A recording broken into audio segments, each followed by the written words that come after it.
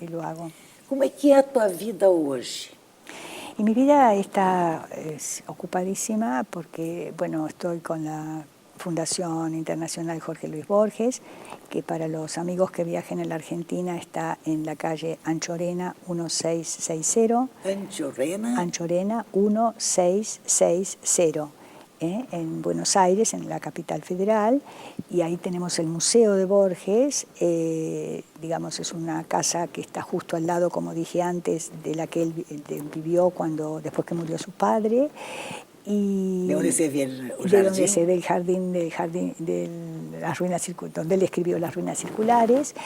Y allí, bueno, hay mucho trabajo, organizamos conferencias, ha ido gente muy interesante a darlas, entre ellos, digamos, que fue realmente increíble la cantidad de gente que hubo para una conferencia que dio Saramago en la Fundación. Después estuvo Jaime Larraque, estuvo Héctor Bianchotti, estuvo también,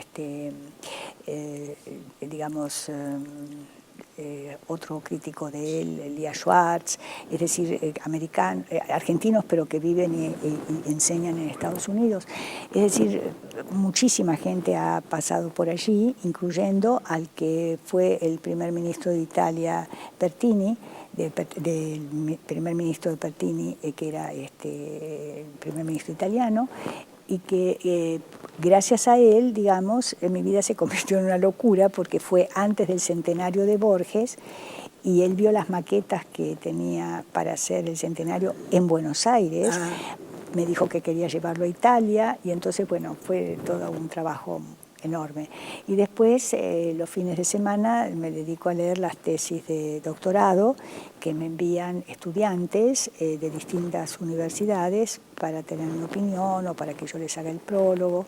Así que, aparte de eso, los viajes, preparar las conferencias en los lugares que me piden que las dé.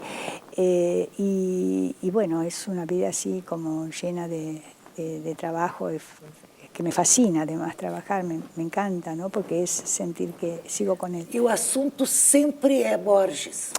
Sí, a veces no, a veces me piden otras cosas, por ejemplo, bueno, he dado conferencias sobre, a veces sobre Japón, digamos, he hecho paralelismos entre lo que es el teatro no en Japón y el teatro griego antiguo, que yo adoro, digamos. Yo por las noches siempre, antes de dormir, leo y releo alguna tragedia, porque creo que en realidad los griegos han dado todo. Yo creo que nadie ha hecho una disección del alma humana como los griegos, ¿no? Es decir, en los trágicos uno encuentra toda la miseria, todo el horror, toda la degradación humana, pero también encuentra toda la belleza, la grandeza y la nobleza humana. Y a veces a mí me angustia un poco pensar que el hombre, con su inteligencia, con su razón, ha llegado a cosas inconcebibles, imaginadas en la literatura fantástica. Por ejemplo, el viaje a la Luna, enviar un robot a Marte, hacer operaciones sin abrir, con láser, no sé con qué. Es decir, es impresionante todo lo que ha conseguido. Casi la bilocación a través de conferencias que se pueden dar en un lugar y los otros en el otro están viendo y pueden intercambiar la conversación. Y eso a través de cables que pasan debajo del mar, toda una cosa que es, cuando uno lo ve, fascinante, pero el alma humana no cambió nada. El alma humana sigue siendo exactamente la misma, sin ninguna alteración, y todo lo que ellos describieron ahí es lo que encontramos en esencia hoy. Y entonces eso, yo digo, ¿cómo es posible que el alma, el interior, no haya podido evolucionar? Eso es lo que a veces me angustia un poco. Pero bueno, después sigo y digo, no, qué maravilla. Tu lês os gregos, né? Tu disseste, antes de dormir, leio uma tragédia, etc. E Os autores modernos, novos, ¿tú conoces? ¿Tú procuras? No, no, porque lo que pasa es que eso también es una de las enseñanzas de Borges. Borges decía que un libro, si no pasaban más de 50 años, si ese libro se mantenía, era mejor no leerlo. Y que en realidad todo lo que se hacía era más o menos, según él, en otra dimensión no tan perfecta de lo que ya se había escrito. Entonces, un poco eso me lo fue enseñando o diciendo y creo que sí que tiene razón.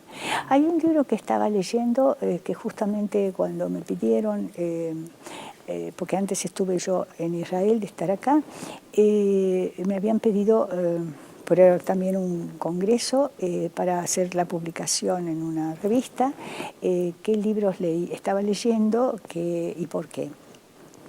Ese libro me gustaba. Entonces estaba justamente recordé un libro que había leído ya hace varios años de Julian Barnes y que es muy, muy interesante porque él habla, digamos, sobre el amor. Y él dice que para él el amor es como la unión de la fotografía y andar en globo. Entonces, es fascinante ver de qué modo, digamos, ese hombre vuelve a ser inmortal al amor, pero usando y demostrando a través de una técnica como es la fotografía y algo totalmente impensable como es andar en globo, la intensidad del amor. Y es verdad, entonces es una cosa que a mí me interesó desde ese punto de vista, ¿no? Eso que, como él dice, ¿no es cierto? Porque la fotografía es como que nos da el instante de la felicidad, fijo. Porque la memoria, y eso es verdad, va cambiando las cosas, el recuerdo va cambiando. Cada vez que recordamos algo, de algún modo, no voluntariamente, sino porque es la vida, va siendo otro, es como el río de Heráclito, ¿no es cierto? No pasa dos veces, no somos los mismos. Y en cambio eso para él es como la quinta esencia del amor, porque ahí queda eso detenido para la eternidad, ¿no es cierto? Como é que tu estás sentindo e vivendo este momento da Argentina?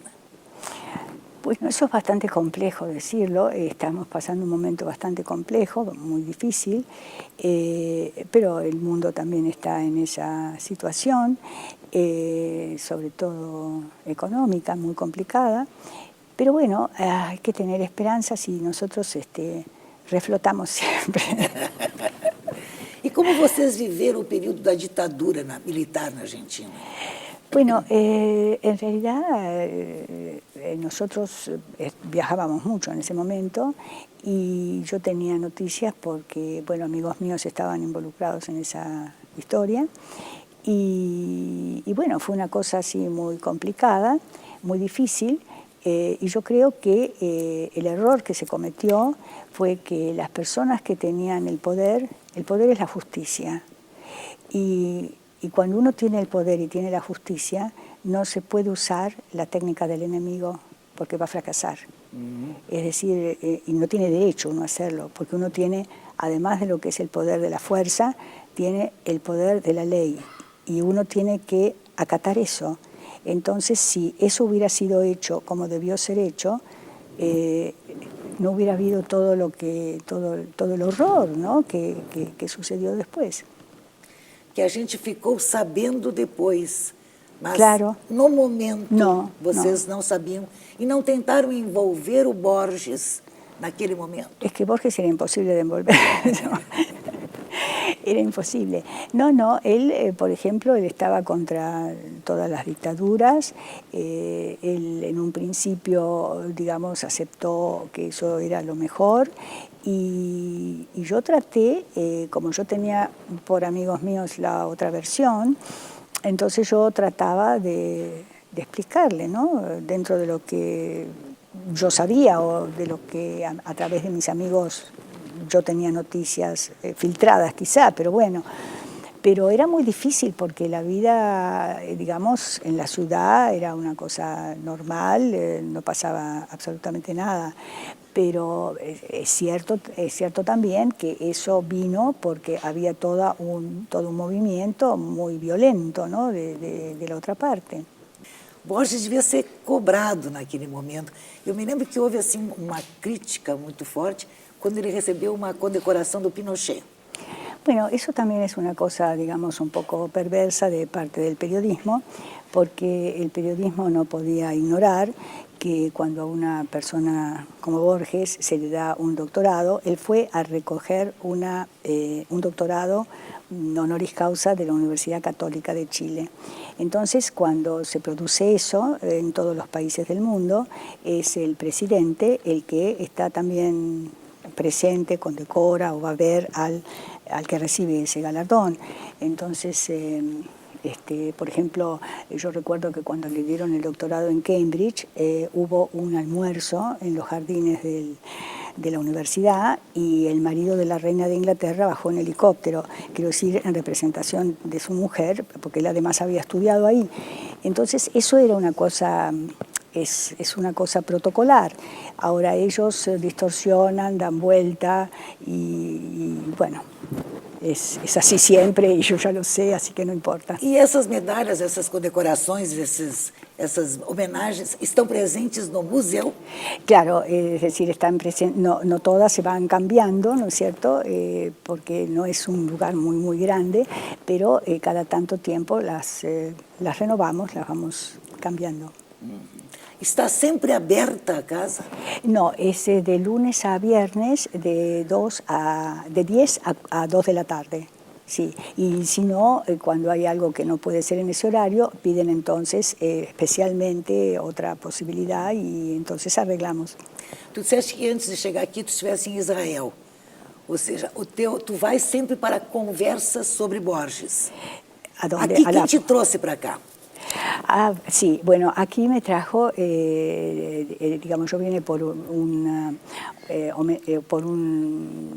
homenaje en la universidad y una conversación en la Universidad de Caixa do Sul, y acá me trajo el Instituto Cervantes, con el que tanto Borges como yo tenemos una antigua y maravillosa relación. Así que la verdad que yo me siento muy unida al Instituto Cervantes y hemos organizado a veces algo juntos y otras veces ellos han organizado cosas realmente maravillosas a lo largo y a lo ancho del mundo donde están presentes. Maria, o relógio é impiedoso. Nós estamos chegando ao fim do nosso tempo. Só quero saber dos teus projetos atuais.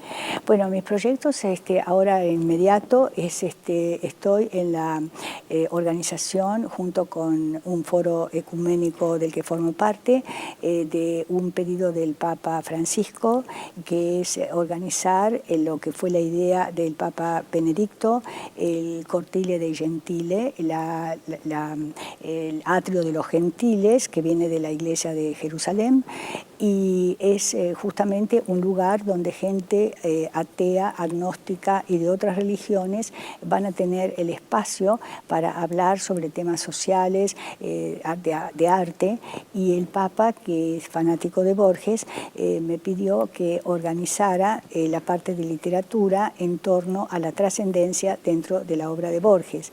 Y este foro ecuménico está, el que lo fundó, digamos, el que lo organizó, es un gran amigo mío, un sociólogo, Fernando Flores.